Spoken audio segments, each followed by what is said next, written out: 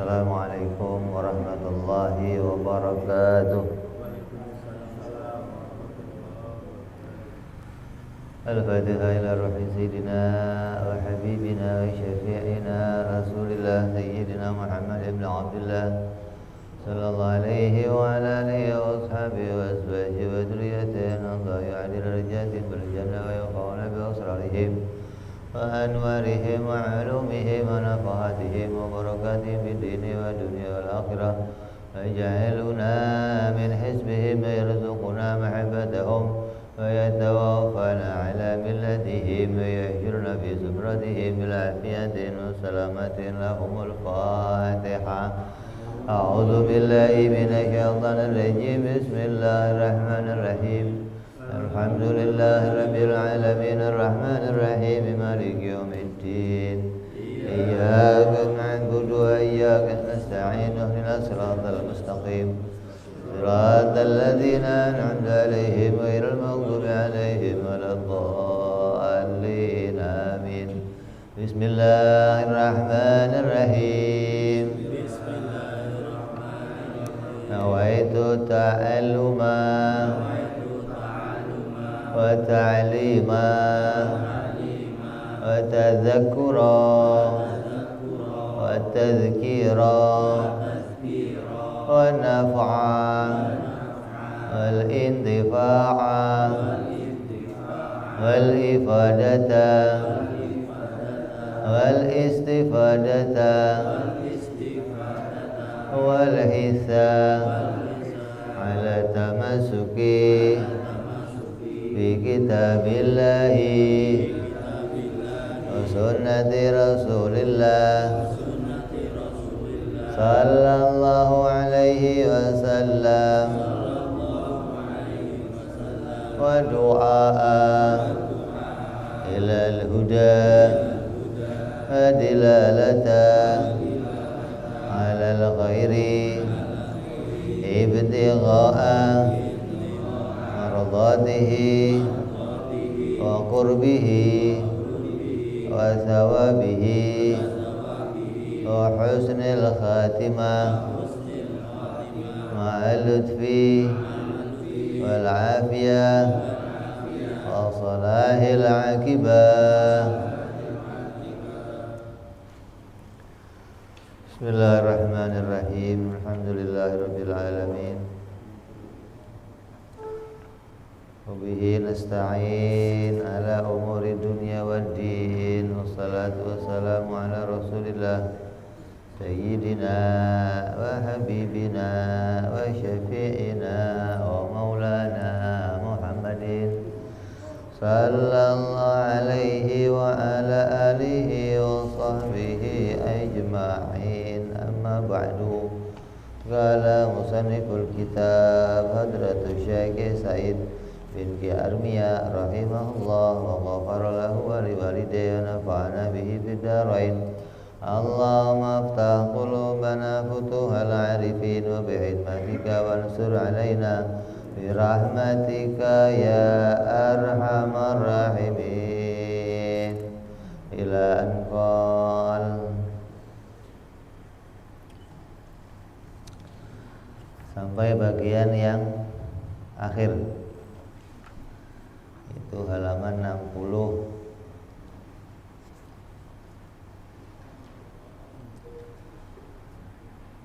Setelah bicara tentang keimanan kepada malaikat, keimanan kepada kitab suci, maka yang akhir adalah iman kepada hari kiamat. Adapun mengimani adanya hari kiamat atau hari akhir, maka hendaklah setiap orang mukallaf wajib percaya dan meyakini bahwa pasti akan terjadi hari kebangkitan. Disebut hari kiamat adalah hari di mana manusia dibangkitkan dari dalam kubur, dibangkitkan jasad-jasad mereka dari dalam kubur. Ini yang kita imani inda ahlus sunnah wal jamaah. Adapun kelompok lain yang mengatakan tidak mungkin jasad itu bisa dibangkitkan kembali, maka yang ada hanyalah kebangkitan ruh. Nah, kita tidak sependapat dengan pendapat ini karena apa yang diberitakan oleh Rasulullah SAW bahwa hari kiamat adalah kebangkitan jasad dan ruh. Dua-duanya dibangkitkan kembali oleh Allah dan dikumpulkan kembali di dalam satu wujud.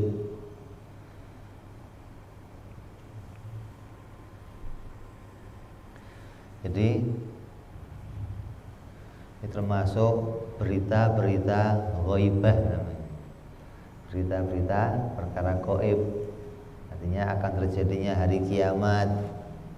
Kemudian dari hari kiamat nanti akan terjadi pula kumpul di padang mahsyar. Akan ada pula nanti hisab. Akan ada pula sirat. Akan ada pula mizan. Ada pula haud, telaganya Rasulullah Sallallahu Alaihi Wasallam. Ini semuanya masuk di dalam macam-macamnya yang harus diyakini yang berkaitan dengan hari kiamat. Termasuk pula adanya siksa kubur dan adanya azab kubur. Ini termasuk pula bagian dari perkara-perkara ghaibah yang kita tidak bisa saksikan dengan indera kita, tapi harus kita yakini dan kita imani bahwa itu pasti terjadi. Yang diazab di dalam kubur itu jasadnya apa ruhnya? Nah, kalau jasadnya hancur gimana?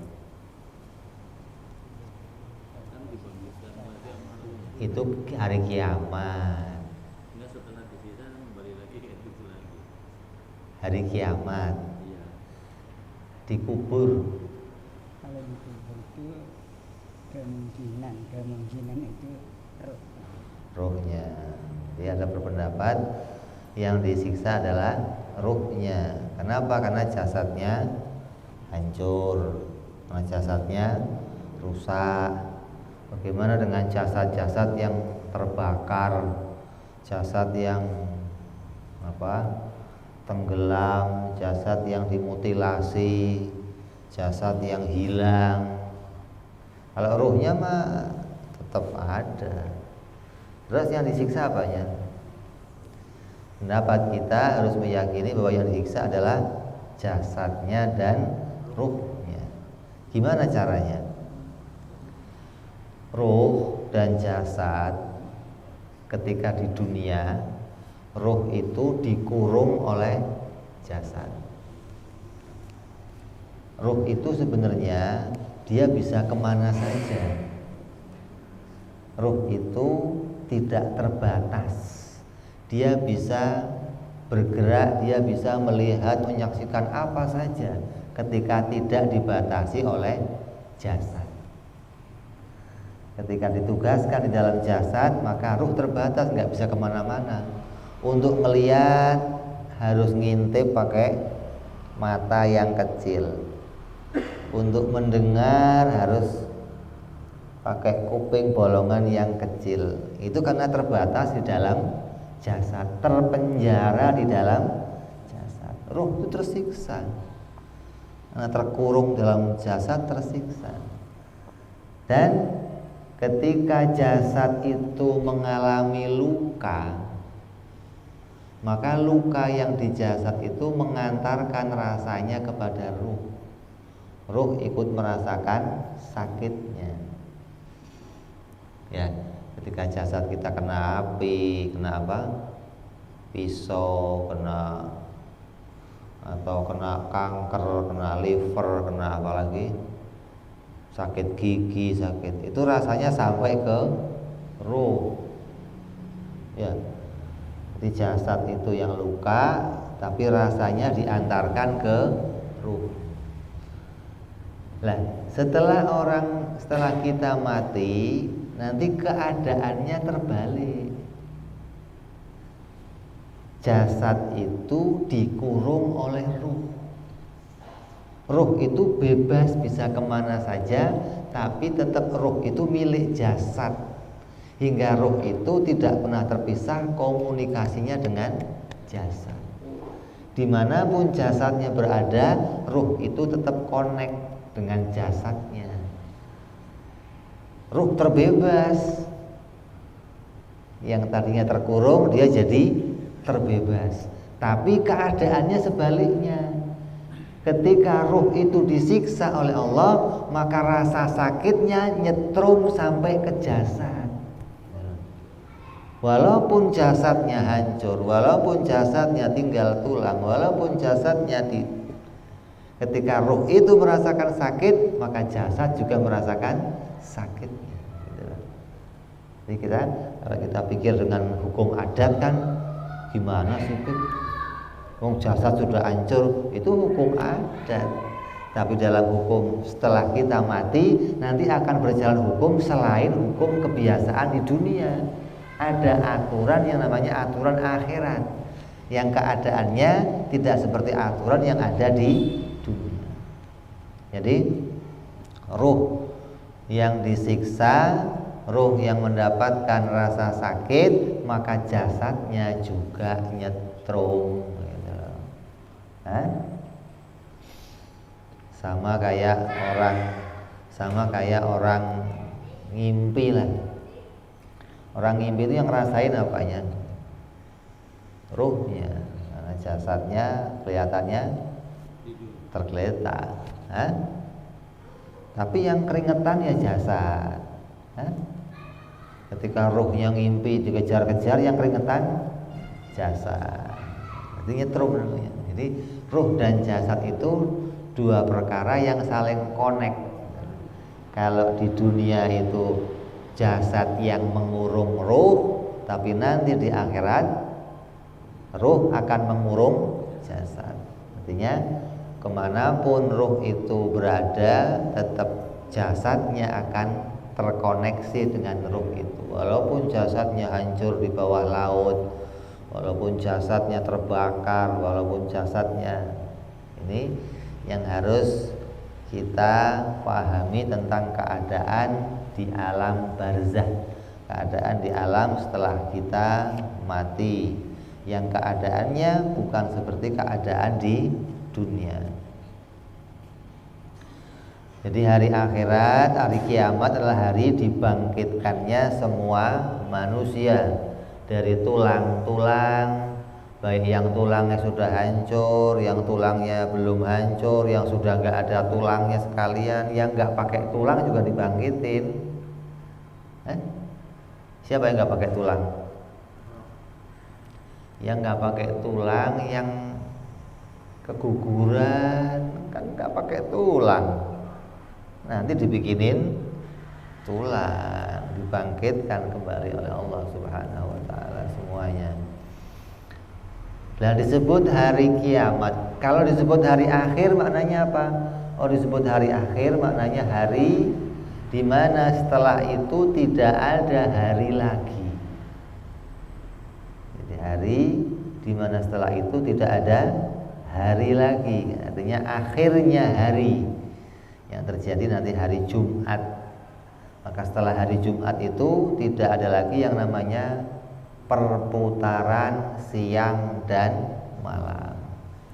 Kan hari itu terjadi karena perputaran siang dan malam. Kalau nggak ada malam gimana? Ngitungnya hari gimana? Ya nggak bisa dihitung ya. Jadi nggak ada yang namanya hari. Kan disebut hari akhir. Setelah itu tidak akan ada hari lagi. Artinya nanti di akhirat kita tidak akan menjumpai yang namanya gelap. Di surga itu nggak ada yang namanya gelap itu nggak ada, isinya terang terus. Di dunia kalau siang kita menjumpai apa? Terang. Kalau malam gelap. Kalau siang masih suka berjumpa gelap nggak? Kalau siang. Kalau nggak mendung, terang benderang, matahari panasnya 50 derajat namanya, masih suka ditemukan kegelapan nggak? Gelap. Bawah kolong rumah kamu juga gelap, sarung kamu dalamnya juga gelap, nggak kelihatan. Dalam lemari kamu gelap, padahal matahari terang benderang. Karena terangnya matahari tidak sanggup menerangi seluruhnya. Beda dengan keadaan di akhirat nanti, nggak ada tempat gelap kan? Hingga kolong-kolong, hingga tempat yang sempit-sempit itu semua terang benderang, nggak ada tempat gelap, nggak ada. Ini perbedaan suasana nanti di akhirat.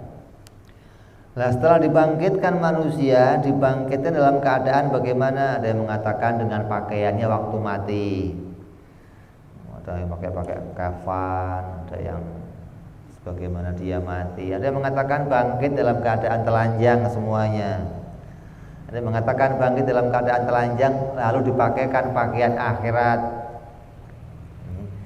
Perbedaan antara satu sama lain ulama.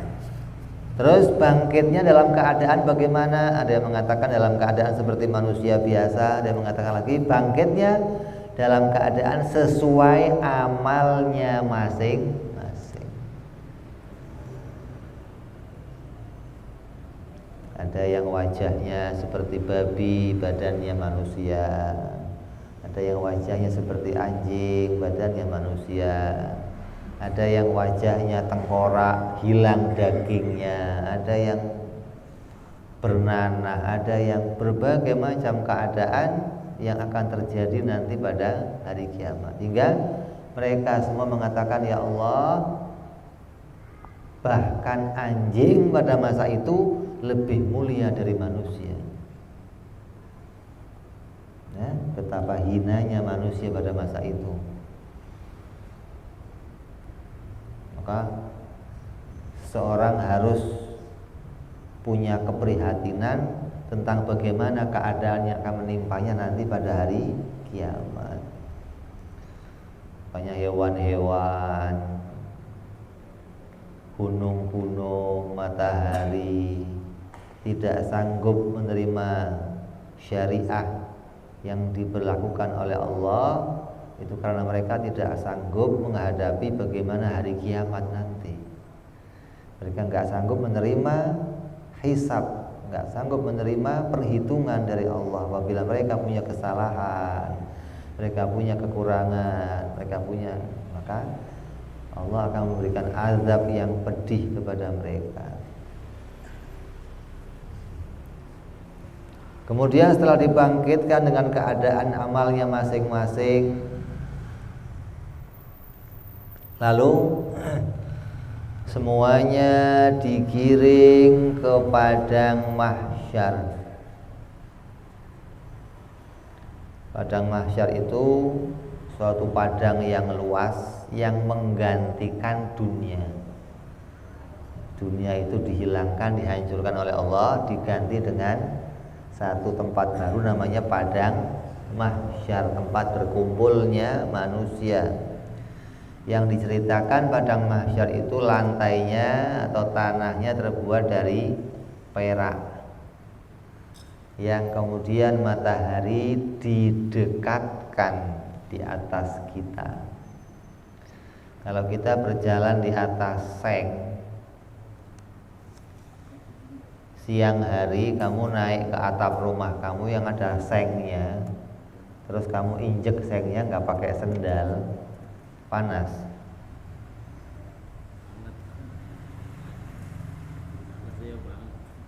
Padahal titik didihnya seng sama titik didihnya perak lebih cepat mendidih perak, hingga kalau dipanaskan lebih panas perak.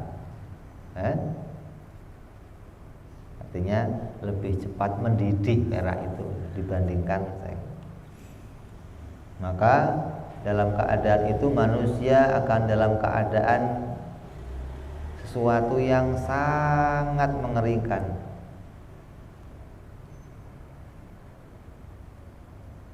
Ada yang keringatnya sampai menutupi lututnya, ada yang keringatnya sampai menutupi pusarnya, ada yang sampai keringat itu menenggelamkan dirinya. Kita nggak bisa bayangkan bagaimana keadaan itu. Artinya masa keadaan padang yang luas banjir selutut, bagaimana keadaannya? Kamu nggak bisa rekayasa dengan pikiran kamu. Artinya Allah jadikan keadaan nanti suasana itu dirasakan oleh tiap-tiap manusia. Hingga ada laut lagi. Sudah nggak ada, sudah. Tidak ada yang bisa keluar, tidak ada yang bisa menghindar dari apa yang menjadi suasana pada masa itu, hingga semuanya merasa ketakutan, merasa khawatir, merasa bahwa dirinya berharap penuh kepada Allah agar jangan sampai masuk dalam kelompok-kelompok yang mendapatkan siksa dari Allah Subhanahu wa ta'ala. Nah, diceritakan ketika di padang mahsyar, ketika nanti manusia berkumpul, maka di tempat itu manusia akan berdiam selama 1000 tahun. Akhirat, 1000 tahun akhirat. Satu hari akhirat sama kayak 1000 tahun dunia. Nah, kalau 1000 tahun akhirat 1.000.000 tahun dunia. Itu yang akan penantian yang akan dialami di padang mahsyar. Jadi jangan dibayangkan begini, hidup di dunia 60 tahun, 70 tahun, mati, bangkit, dihisab, ditanyain notanya, selesai bayar nota langsung surga gitu. Asik bener kayaknya, ya Allah. Lo kira ke ini swalayan, dikira masuk mall. Ini penantiannya luar biasa. Maka perjalanan dunia itu hanya sekilas, singkat. Yang harus dipikirkan perjalanan akhirat, bagaimana perjalanan yang ribuan tahun, jutaan tahun akan dialami nanti. Itu baru di padang mahsyar 1000 tahun. Setelah 1000 tahun di padang mahsyar, semua manusia bermohon kepada Allah agar semuanya dipindahkan dari padang mahsyar.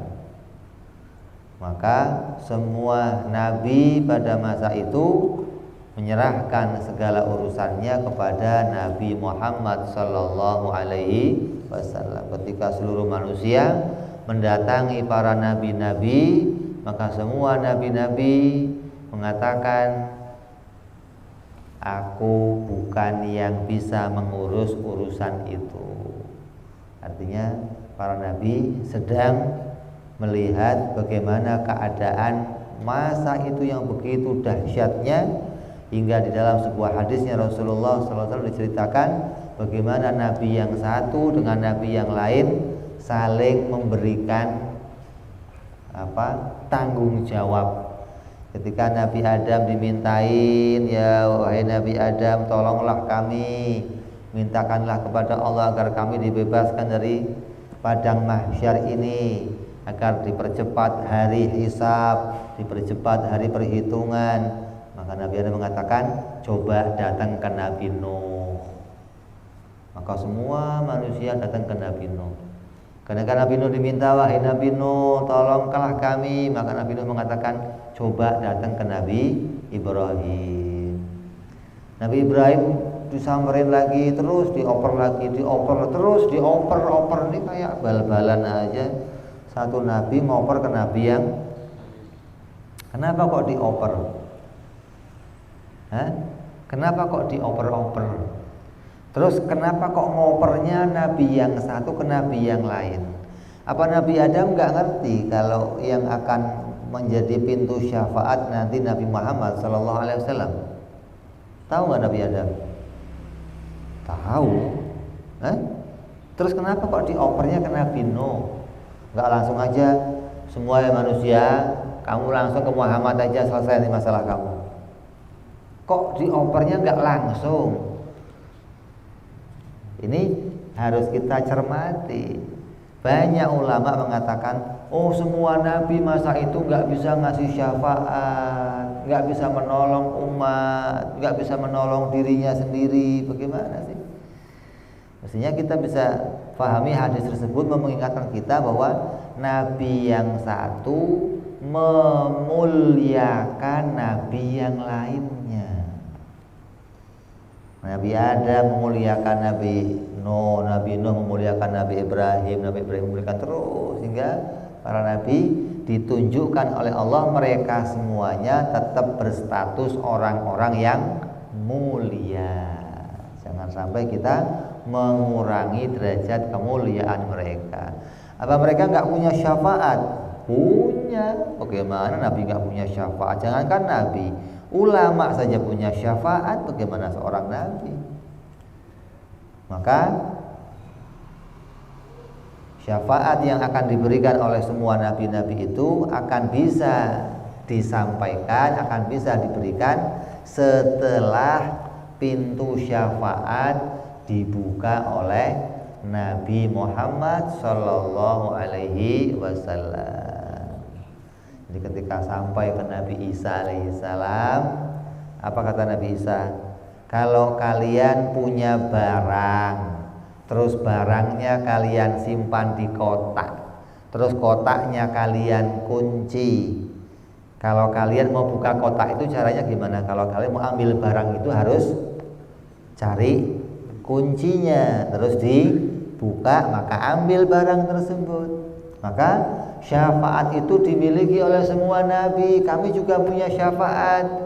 Tapi syafaat kami terkunci dalam kotak.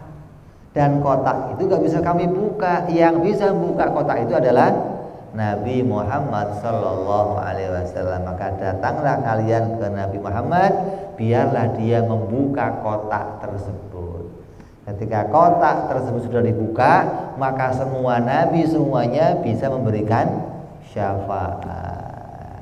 Gitu. Jangan sampai mengatakan, wah nabi yang lain nggak bisa ngasih syafaat. Oh, nabi kok nggak bisa ngasih syafaat? Bagaimana?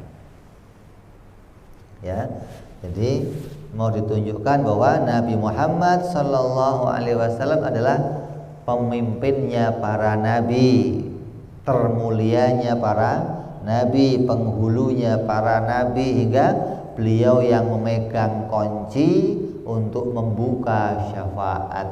Setelah dibuka syafaat tersebut, barulah yang lain bisa memberikan syafaat kepada umatnya masing-masing.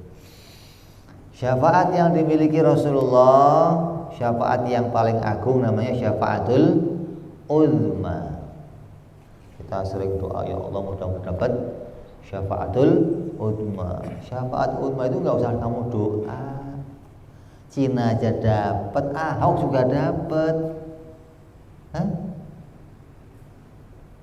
Syafaatul uzma itu di mana seluruh manusia akan dipindahkan dari padang mahsyar, dipindahkan ke tempat persidangan.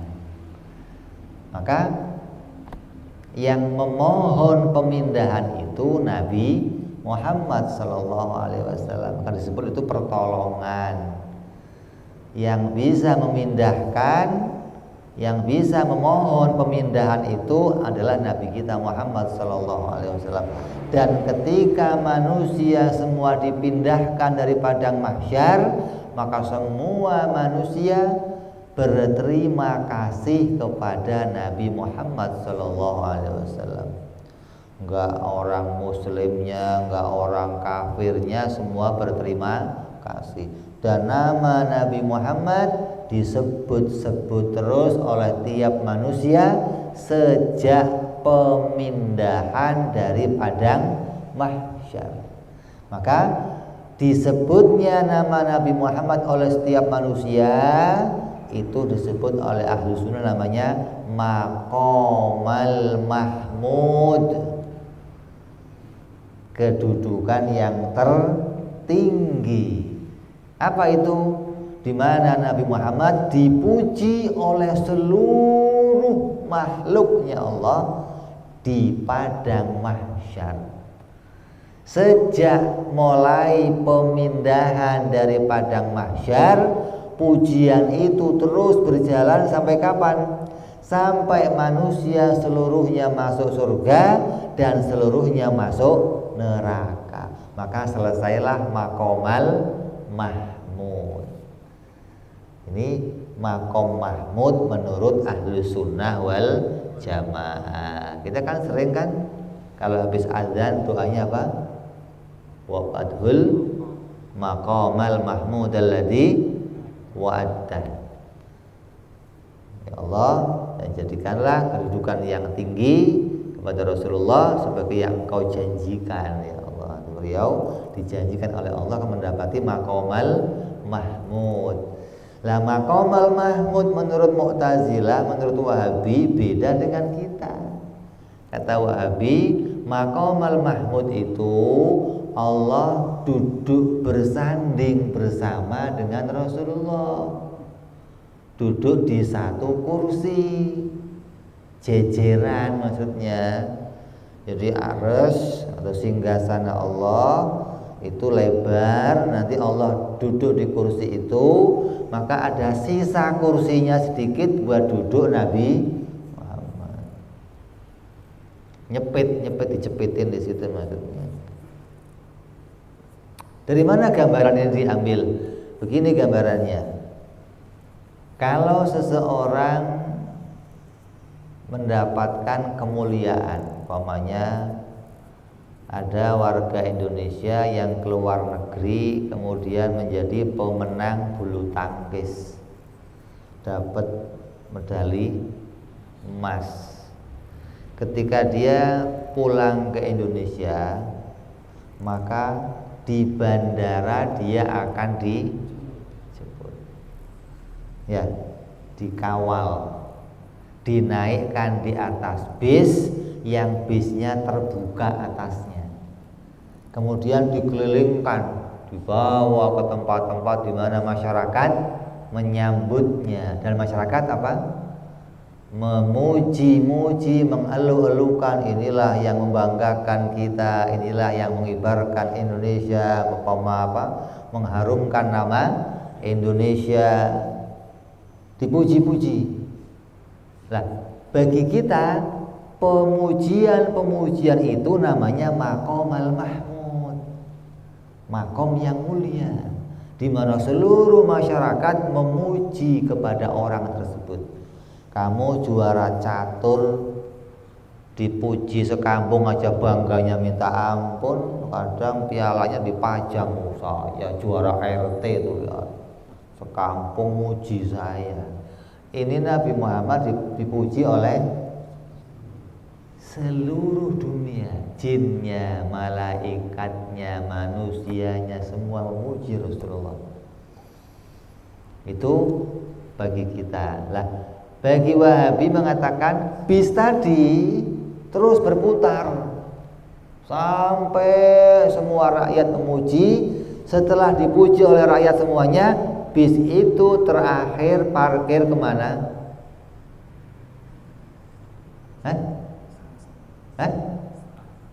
Kemana? Istana. Bu yang keras deh. Ya Allah, badannya gede bener istana. Di mana saja, yang penting puncaknya menuju ke presiden. Maka di tempat presiden diadakan jamuan makan dan duduk bersama dengan presiden. Lah, itu yang dinamakan maqamal mahmud menurut mereka. Jadi duduk dimuliakan oleh presiden bersama, maka itu namanya maqamal mahmud. Tapi bagi mereka mengatakan ya caranya kita nggak ngerti seperti apa, yang penting nanti Nabi Muhammad berdua dengan Allah menjadi suasana puncak kemuliaan. Nah, bagi ahli sunnah puncak kemuliaan bukan berdua dengan Allah. Kalau puncak kemuliaan berdua dengan Allah sudah waktu Isra Mi'raj, sudah nggak ada lagi yang lebih mulia lagi pada masa itu. Maka puncak kemuliaan di situ Nabi Muhammad dipuji oleh seluruh manusia, oleh makhluknya Allah Subhanahu wa taala, namanya Maqamal Mahmud. Setelah syafaat itu baru muncul syafaat yang lain. Apa syafaat lainnya? Ada 7 macam syafaat. Di antaranya apa? Menaikkan kedudukan orang yang di surga. Sudah masuk surga tapi ingin naik pangkat, ingin naik derajat, maka Rasulullah minta syafaat, ya Allah pindahkan dia ke surga Firdaus, maka dipindahkan dengan syafaatnya Rasulullah. Ada yang nggak masuk surga dimasukin surga, ada yang akan diazab digagalkan azabnya, ada yang diazab dikurangi azabnya. Ini semua termasuk syafaat yang lain gitu loh. Sudah bicara amal-amal kita, bagaimana mendapat pertolongan dari Rasulullah untuk bisa mendapatkan pengurangan siksaan atau penambahan nilai kebaikan. Ini yang kalau kita doa, ini yang kita minta. Mudah-mudahan dapat syafaatnya Rasulullah. Itu syafaat yang setelah syafaatul uzma. Kalau syafaatul uzma itu siapa saja dapat. Kemudian setelah digiring dari padang mahsyar, digiring semuanya ke tempat pertimbangan, ke tempat timbangan amal. Maka di tempat timbangan amal ini nanti tiap-tiap manusia akan disidangkan oleh Allah satu persatu. Jumlahnya berapa orangnya? Jumlahnya berapa orangnya? Satu orang disidang berapa lama? Kalau yang nyidang Polres, Bareskrim ya bisa puluhan tahun. Yang nyidang kok Bareskrim, yang jelas-jelas pasalnya aja nggak jelas jadinya, apalagi yang nggak jelas pasalnya bisa muter-muter sama Bareskrim itu. Ini yang nyidang siapa? Allah Subhanahu wa taala. Bagaimana Allah menyidang? Dengan kalam yang sangat cepat, dengan sidang yang sangat cepat. Artinya Allah bicara dengan mereka, dengan tiap-tiap hambanya Allah dipanggil satu persatu menghadap kepada Allah, dan Allah kalam kepada mereka dengan kalam yang esa. Nah, kalau kalam satu-satu ya kiamat sampai kayak kehidupan dunia lagi, nanti bisa berapa lama lagi. Artinya sidang setiap manusia itu akan berlaku sangat cepat ketika langsung disidang kepada Allah Subhanahu wa taala. Kemudian setelah disidangkan masing-masing, yaitu mereka akan ditimbang amal kebaikannya.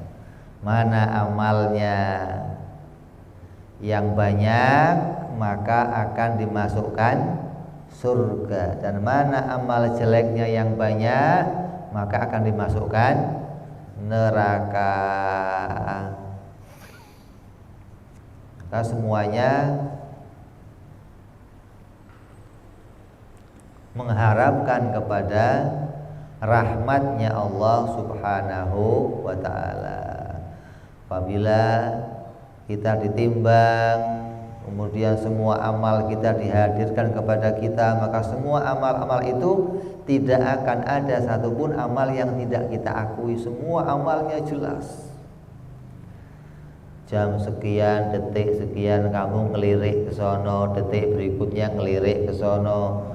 detik berikutnya hati kamu ngomong begini, detik berikutnya hati kita begitu. Terus ada data yang lengkap tentang amal-amal yang kita kerjakan di dunia, dan semuanya tercatat dalam buku catatan yang catatannya itu bukan dibuka begini. Kalau buku kita begini.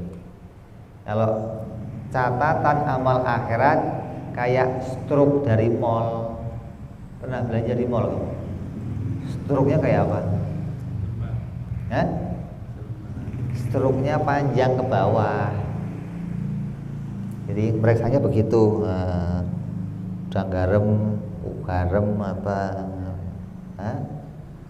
Sholat 5 rakaat, sholat subuh, sholat zuhur, sholat duha, sholat kosong semua, nggak ada isinya gitu. Dan panjangnya catatan itu sampai mata kita nggak bisa. Begitu panjangnya setiap buku catatan yang diterima oleh tiap-tiap manusia. Apabila buku catatan itu kita terima dengan tangan kanan, maka kita termasuk kelompok yang baik. Apabila buku itu kita terima dengan tangan kiri, maka termasuk kelompok yang celaka. Apalagi diterima dengan belakang tangannya, min dhuhrihi, dari belakangnya, maka termasuk orang-orang yang tidak mendapatkan rahmatnya Allah Subhanahu wa ta'ala. Maka dengan karunia Allah, semua orang yang punya amal baik dimasukkan oleh Allah ke dalam surga sesuai dengan kehendaknya Allah Subhanahu wa ta'ala. Jadi kita masuk surga bukan karena amal-amal kita, tapi karena Allah menghendaki kita masuk dalam surganya Allah Subhanahu wa ta'ala. Begitu pula yang maksiat dimasukkan ke dalam neraka, dan mereka masuk neraka dengan keadilannya Allah. Allah mengadili mereka. Allah menjadikan satu keadilan yang luar biasa. Tidak ada satupun dari manusia yang diadili nanti akan mengatakan, kenapa engkau masukkan aku ke neraka ya Allah, kan engkau yang bikin amalku ya Allah. Enggak ada yang mengatakan begitu. Mereka semua akan mengakui, iya ya Allah, saya yang melakukan amal itu. Iya ya Allah, itu betul-betul amalku ya Allah. Bahwa aku dulu pernah berbuat maksiat begini, maksiat begini, maksiat begini. Semua amal itu diakui dari dirinya. Kenapa diakui? Karena tiap-tiap amal itu ada pilihannya. Ada andil pilihan kamu dalam tiap-tiap amal yang kita lakukan. Amal yang tidak ada andil pilihan kita, maka amal itu enggak dihitung oleh Allah. Baik amal baik ataupun amal buruk. Kalau di dalam amal itu enggak ada pilihan kita, maka enggak dihitung oleh Allah. Tapi kalau ada pilihan kita, maka pilihan itulah yang dimintain tanggung. Kenapa kamu milih ini? Habis kepepet ya Allah, habis begini ya Allah, habis begini, alasannya macam-macam lah. Kayak azan, memandang mana-mana azan, maka orang yang dengar azan tahu diperintah pergi ke masjid. Teman alasannya macam-macam. Ada yang TV lagi tanggung lah sinetronnya, ada yang ada tamu, ada yang anaknya nangis, ada yang sakit perut, ada yang macam-macam. Dan semua alasan itu nanti akan dihadapkan kepada Allah. Kenapa kamu waktu saya panggil sholat nggak datang? Ya Allah, sinetron tanggung. Kira-kira mau jawab begitu kamu? Wah, apa nggak dikamplang sama malaikat ini? Artinya alasan-alasan itu bukan alasan yang bisa kita ajukan kepada Allah, karena alasan itu nggak akan diterima, begitu loh. Alasan yang diterima adalah alasan yang oleh Allah memang diberitakan secara syariat. Kayak apa? Sakit. Oh, mau berangkat sakit perut, mencret. Saya takut kalau ke masjid nanti malah membuat najis, membuat ini rongsok. Nanti alasannya diterima. Adapun alasan yang macam-macam yang aneh-aneh, maka semua alasan tidak akan diterima oleh Allah Subhanahu wa taala. Kita masuk Isya, kita dengar azan sebentar.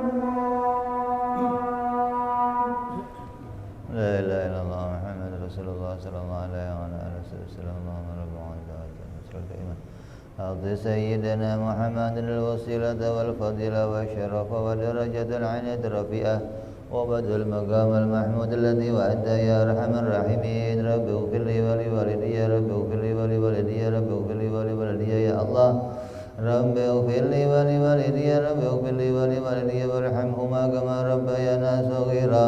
اللهم بارك لنا وفي أولادنا وحفظهم ولا تضرهم وارزقنا برهم ووفقهم لطاعتك. اللهم بارك لنا ولهم في الحال والمعال والعيال بجاه كبير المتعال. وصلى الله على سيدنا محمد وعلى آله وصحبه وسلم والحمد لله رب العالمين. Kita teruskan sedikit.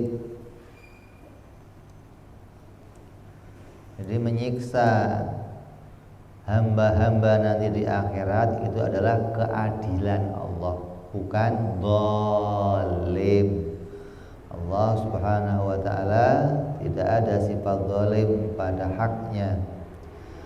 Kemudian orang-orang yang banyak amalnya akan dimasukkan surga, dan orang-orang yang banyak dosanya, yang banyak amal jeleknya, maka itu terserah Allah. Apabila Allah berkehendak, maka Allah mampu menyiksanya dengan keadilan Allah, dan Allah pula mampu mengampuninya dengan anugerah Allah. Mereka diampuni dan dimasukkan surganya Allah Subhanahu wa ta'ala. Adapun orang kafir, maka ada yang mengatakan tidak ditimbang amalnya, tapi langsung dimasukkan ke dalam neraka menurut pendapat sebagian ulama. Di orang kafir itu lewat jalan tol langsung.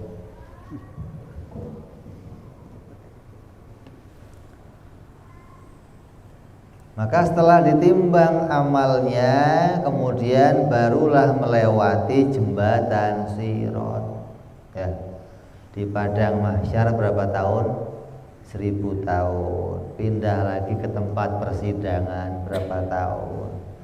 Terus lanjut lagi ke Sirat, jembatan.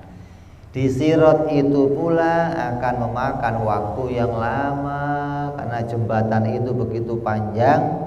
Kata ulama ada 3 tahapan, ada yang naik, mendatar, kemudian menurun. Jadi betul-betul kayak jembatan begitu, bukan hanya tali yang lurus saja, tapi betul-betul sesuatu yang akan kita lalui. Dan jembatan ini bukan ujian akhir, bukan. Jangan dianggap nanti saya mau berusaha biar lewat jembatannya bisa berhasil, biar nggak jatuh langsung masuk surga. Mau latihan di dunia namanya, lewat apa namanya, kamu nggak usah pakai benang. Di sana diberitakan yang akan dibentangkan adalah rambut yang dibelah. Nggak usah dibelah aja susah. Jangan pakai rambut deh, pakai tambang sekalian kamu bisa. Tambang kekecilan bambu dah gitu.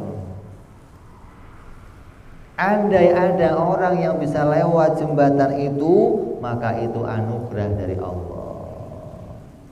Allah luaskan jembatan itu hingga manusia bisa lewat dengan mudahnya.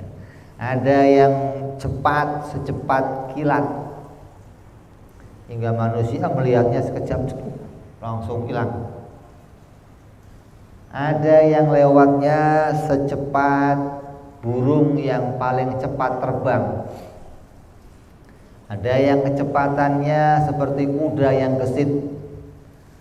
Ada yang kecepatannya seperti hewan yang berjalan. Sampai nanti ada yang paling akhir yang kayak suster ngesot. Mereka protes kepada Allah, ya Allah, kenapa yang lain engkau percepat jalannya, sedangkan aku begitu lambat jalanku ya Allah. Apa kata Allah? Yang memperlambat jalanmu adalah dosa-dosamu. Makanya orang kalau mau tahu kita ini sedang sebagai musafir, bawa bekal jangan banyak-banyak. Nah, musafir gembol sono, gembol sini, padahal mau ke Bekasi doang, bawaannya Masya Allah karung-karungan dibawa semua. Jadi kita harus efisien. Saya ini musafirnya mau kemana, yang mau saya bawa apa, yang perlu saya perbanyak, yang mana yang nggak efisien jangan dibawa. Kenapa? Mikirin tadi agar beban saya nggak terlalu sulit di sana. Ya, kemudian ujungnya jembatan itu akan melewati nanti berbagai macam pos. Yang pertama ada pos syahadat, yang kedua ada pos sholat, ada pos lagi puasa ada pos lagi, zakat ada pos lagi, haji yang terakhir ada pos namanya pos toharoh, urusan kesucian. Kamu kalau kencing cebok apa enggak, ceboknya bener apa enggak, maka itu nanti ada soal di dalam sirat tadi. Dan sirat ini hanya menggambarkan orang yang baik di dunia akan dimudahkan jalannya di sirat, dan orang yang enggak baik di dunia akan sulit jalannya di sirat. Ini hanya sebagai penggambaran, bukan ujian terakhir. Kalau ujian manusia semua di dunia adanya, akhirat tinggal jawabannya. Apa yang kita kerjakan di dunia, maka di akhirat itu gambarannya. Di dunia kok baik, maka semua urusan akhirat akan jadi baik. Di dunia kok buruk, di akhirat semuanya akan buruk. Ini harus kita imani. Ini yang namanya perkara-perkara singkat yang berkaitan sama hari kiamat. Adapun berita lainnya bisa kita pelajari dalam kitab-kitab fikih yang mempelajari bagaimana riwayat, bagaimana cerita satu persatu tentang satu persatu masalah tahapan-tahapan pada hari kiamat, yaitu mulai dari sirat, mulai dari mizan, mulai haud, ada telaganya Rasulullah, ada segala macam di dalamnya. Itu ada dalam kitab-kitab fikih yang bisa kita pelajari lebih dalam lagi. Kemudian setelah itu melewati sirat, dan ujungnya sirat adalah surganya Allah Subhanahu wa ta'ala. Maka hari kiamat disebut juga hari akhir, yaitu tidak adanya hari setelah hari kiamat. Mudah-mudahan kita semua dijadikan oleh Allah Subhanahu wa ta'ala menjadi orang yang punya amal baik di dunia. Ya Allah, Allahumma maghfiratuka awsa' min dunubina wa rahmatuka arja indana min a'malina. Allahumma maghfiratuka awsa' min dunubina wa rahmatuka arja indana min a'malina. Allahumma maghfiratuka awsa' min dunubina wa rahmatuka arja indana min a'malina. Mudah-mudahan amal kita diterima oleh Allah Subhanahu wa ta'ala. Allah jadikan kita diampuni, dimudahkan oleh Allah, dan dimatikan husnul khatimah, dan di akhirat dihisab dengan ringan oleh Allah Subhanahu wa ta'ala. Amin ya rabbal alamin. Bijahi Nabi Muhammad sallallahu alaihi wasallam. Lahumul Fatihah. A'udzu billahi minasyaitonir rajim. Bismillahirrahmanirrahim. Alhamdulillahirabbil alamin arrahmanir rahim maliki yaumiddin. Iyyaka na'budu wa iyyaka nasta'in. Ihdinas siratal mustaqim. Siratal ladzina an'amta 'alaihim ghairil maghdubi 'alaihim waladdallin. Amin. Ya Rabbana i'tarafna bi annana i'tarafna wa annana asrafna 'ala ladha ashrafna fatub 'alaina taubah aghsil kulli haubah wastur lana aurati wa amini rawati liwalidina rabbi wa mauludina wal ali wal ihwani wa sairil hilani wa kulli dhi mahabbah aw jiratin aw suhbah wal muslimina ajma'. Amin rabbi isma fadlan wa judan manna Nabi iktisabi minna bil mustafa rasulina Tabi kulli suli Salla wa salam rabbi alaihi adal habbi wa alihi wa sahbihi idada ta'zi suhbi walhamdulillahi بالبدء والثناء سبحان ربك رب العزة عما يصفون سلام على المرسلين والحمد لله رب العالمين. Assalamualaikum warahmatullahi wabarakatuh.